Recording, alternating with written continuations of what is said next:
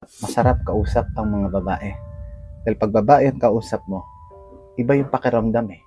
Damang-dama mo yung comfort, yung care, yung sympathy.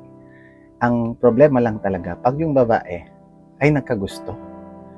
Dahil pag may nagustuhan ng babae, ang unang-una niyang ginagawa, nagsasaliksik. Gusto niya malaman lahat. Lahat.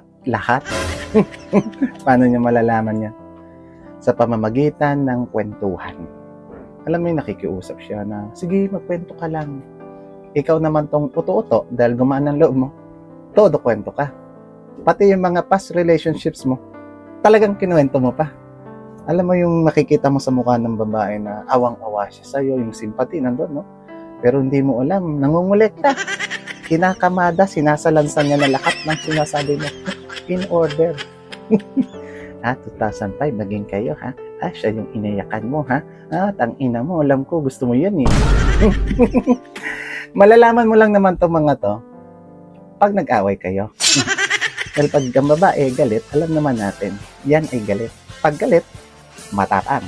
Pag matapang, lahat sinasabi. Kahit hindi mo gustong sabihin. Kita mo na. Yung kwento mo, pwedeng maging bala laban sa'yo. Mga babae, sagot.